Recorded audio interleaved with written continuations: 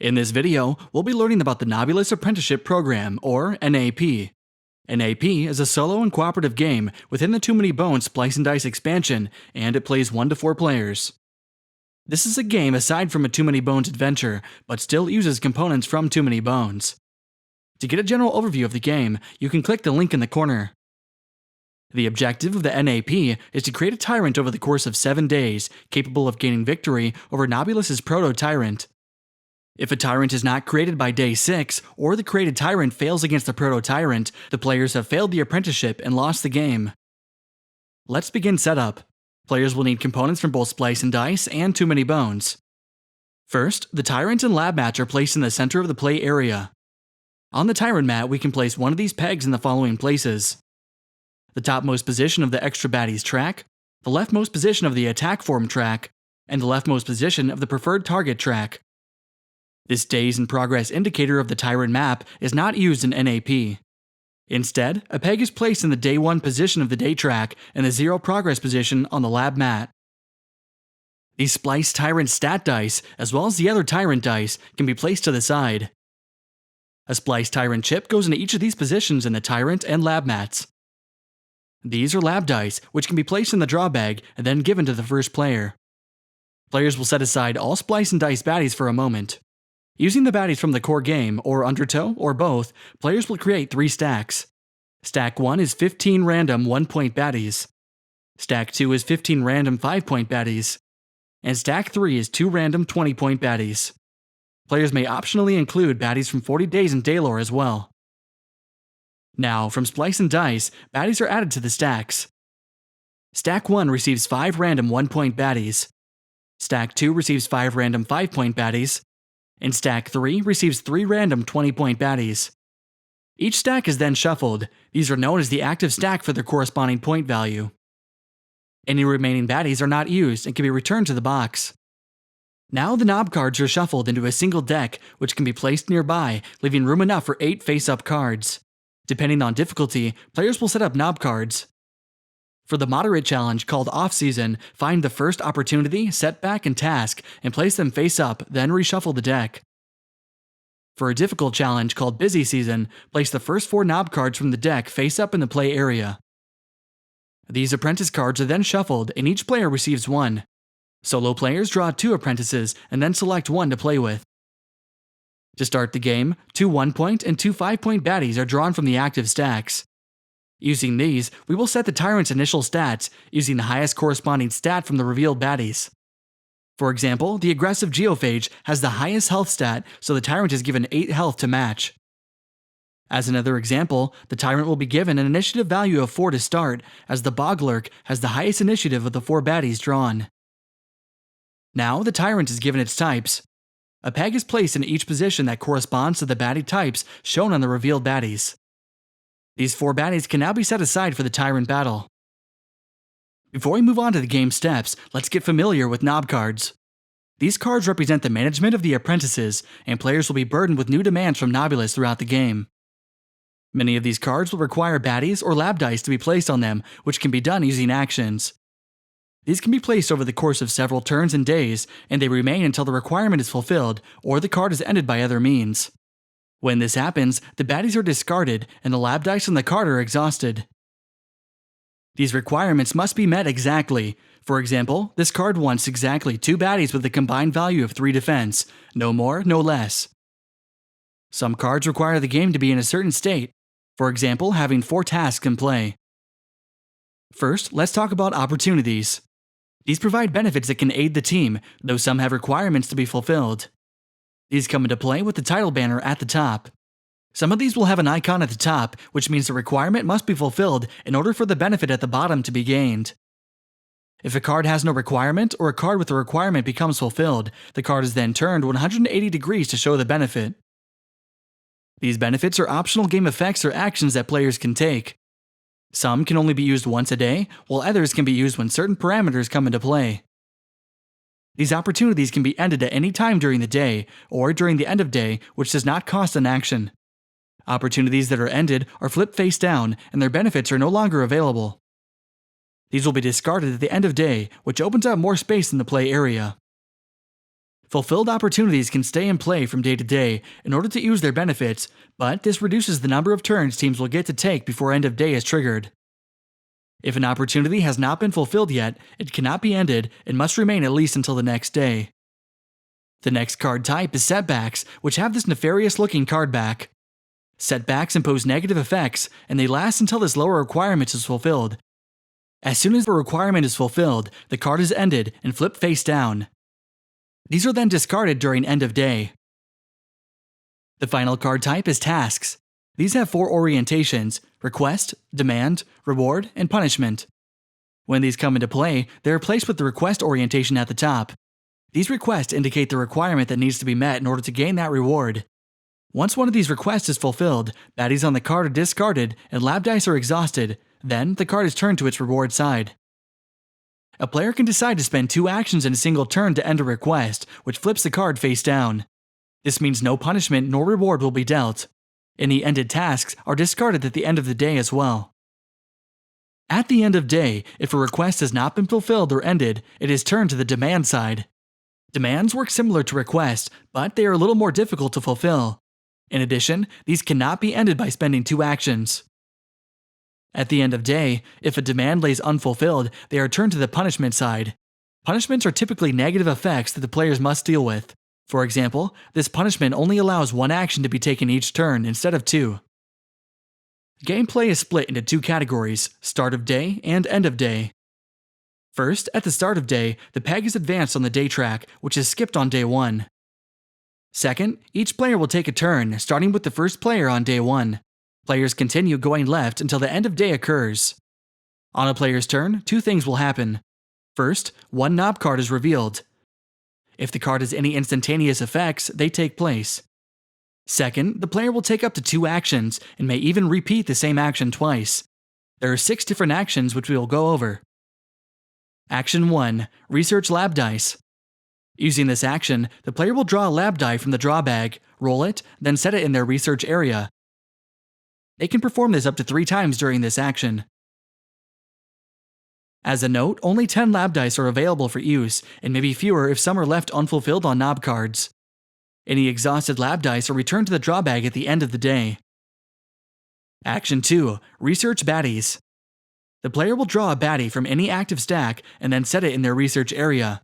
This can also be performed up to 3 times during this action. Note: baddies for the entire game are limited to those in the active stacks. Any research baddies are discarded at the end of the day and not returned to the active stacks. Therefore, players must be careful not to run out of baddies. Action 3. Place lab dice. The player will declare a specific lab die slot or a N.A.P card with the lab dice requirement. They will then select a die from their research area, keeping the current side up, or draw and roll a new lab die from the draw bag, placing it in their chosen location. This can be performed up to 2 times during this action. Action 4. Place baddies. The player will declare a specific tank or N.A.P card with the baddie requirement in play. Then, they will select a baddie from their research area, or blindly draw a baddie from any active stack to place in that location. This can be done up to 2 times during this action. 2 notes. First, a blindly drawn baddie or a lab die must be placed, even if it results in a negative splice, which we'll go over soon. Second, if a player declares a N.A.P card, then draws and rolls a lab die that does not match that requirements, it is not placed, and instead exhausted. If a baddie is drawn that does not match, it is discarded as well. Let's also talk about tank limit. When placing baddies in tanks, the tank limit must always be observed, which is below the day track. Tank limit is the maximum number point value of baddies that can be in the tanks. A player cannot place a baddie into a tank if it would cause the total point value to exceed the tank limit value. Action 5. End a request. The player may end any request, flipping the card face down. This does not count toward fulfilling the task, and no reward is given for it. In addition, this can be performed only at the cost of 2 actions.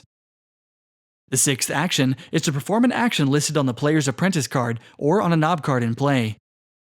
After a player takes their 2 actions, they count the N.A.P cards in play. If there are 8 or more cards in play, end of day occurs, otherwise play passes to the left. Let's talk about end of day, which has 2 steps. First, splicing. In order to splice, players must resolve each lab die in the lab die slots. This starts between tanks 1 and 2, then moves clockwise. Each die looks at the adjacent tanks to determine the outcome, but a lab die with no adjacent baddies in the tanks is not resolved. Each lab die has a symbol on it corresponding to a different stat, track, or other aspect that can be added to the Tyrant. There are two splice types, positive and negative. Positive splices result in a stronger Tyrant. A positive splice for any stat increases that stat by a value of 1 and occurs for each of the following. Initiative. If any adjacent baddie has an initiative stat greater than the Tyrant's current initiative stat. HP.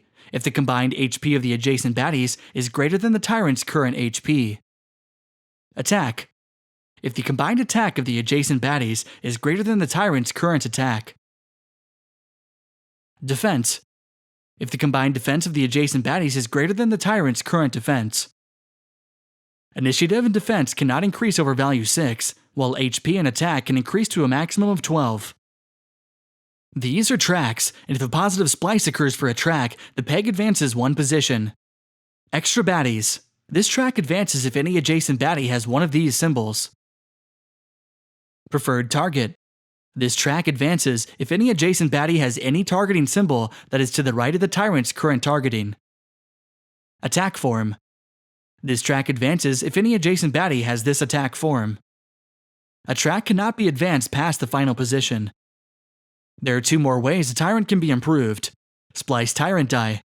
A positive splice for a Splice Tyrant die adds that Splice Tyrant die of the matching type to the Tyrant. If more than one baddie type matches, the player chooses which of those to add. A Tyrant can have a max of 3 Tyrant dice, but can choose to remove an existing one to make room for a new one. To gain a die, any adjacent baddie must match one of the Tyrant's baddie types. The final way to improve a baddie is via skills. A positive splice for a skill adds a baddie adjacent to the skill die to the Tyrant's skills area. A 1-point baddie can be placed in 1, 2, or 3, a 5-point in 2 or 3, and a 20-point only in slot 3. To gain a skill, any adjacent baddie must have a skill that your Tyrant does not already have. That baddie is then moved to the skill slot after resolving all splices. If need be, players can discard a baddie to replace it with a new one. Let's talk about negative splices, which happen when a positive splice does not occur. A negative splice on a stat or track decreases it by a value of 1. A negative splice for a Tyrant die forces the player to remove a previously gained die. A negative splice for a skill requires the player to discard a baddie from the skills area. If during this step, players gain at least 1 positive splice, they gain 1 progress point and advance the progress track on the lab mat. A failed splice occurs if no positive splice takes place on that day, and no progress is gained. If 2 failed splices ever occur throughout the course of the game, the players will be unable to complete the Tyrant Battle within 7 days and automatically lose the game. Let's move on to the final phase, the cleanup phase. First, players optionally choose to end as many fulfilled opportunities as they would like. Next, they end all punishments and rewards that are not already ended. After that, all demands turn to punishments and all requests to demands. Any cards that have been ended are now discarded. In addition, all baddies in both the tanks and the research area are discarded. Finally, all exhausted dice, along with the dice from the lab dice slots and the research area, are returned to the draw bag and the next day begins. If players have gained 5 progress points by this time, they will instead proceed to the Tyrant Battle. The Tyrant Battle takes place on the day following the splice in which a 5th progress point is gained, on either day 6 or day 7. To win the game, the Tyrant players have created must defeat the Proto-Tyrant and all opposing units. Let's set up the Tyrant Battle. Players will refer to the Tyrant mat during this battle. They must choose 1 skill from each baddie in the skill slots that they will use during the Tyrant Battle. In addition, it will have access to all Splice Tyrant dice on its mat. Now, let's set up the battle mat. If using Undertow, use the land side. We'll set the round counter to round 1 in the initiative meter, and create pools of attack, defense, and status effect dice, as well as a pool for health. Now we'll need the lane markers and baddie initiative dice as well. Next up, we'll create the Proto-Tyrant's baddie queue. This will be made up of the 4 baddies from the initial splice, 2 5-point baddies, then 2 1-point baddies, then the Proto-Tyrant on the bottom of the queue. These baddies and the Proto-Tyrant are limited to 4 units on the battle mat at a time. They will use the baddie starting positions, and they will oppose your Tyrant. Taking a look at the Proto-Tyrant, it has a skill called Randomize. This grants the beast a Splice Tyrant dice not associated with your own Tyrant and is randomly drawn from the draw bag. The Proto-Tyrant will roll this die in addition to its attack dice on each of its turns. The player's Tyrant will use the Gearlock starting positions for initial placement. If the Tyrant reached either of these spaces on the extra Baddies track, then the additional Baddies are drawn from the active stacks. If the active stack is empty, that point value stack can be reshuffled. These extra Baddies come into play immediately, also using the appropriate Gearlock starting positions. These will act as allies to the Tyrant players have created, and their turn will be taken either before or after the Tyrant by the players. After everything is set up, the battle is then carried out as a standard Too Many Bones battle. If the Tyrant that the players have created manages to destroy the Proto-Tyrant and all the Baddies in its queue, the players have won the game. If not, the players are fed to the remaining Baddies. Players can decide to save this Tyrant using the supplied Tyrant sheets. When ported to a standard Too Many Bones adventure, the Tyrant has access to all skills on each Baddie in the skills area. Thanks for watching this video on the Nobulous Apprenticeship Program.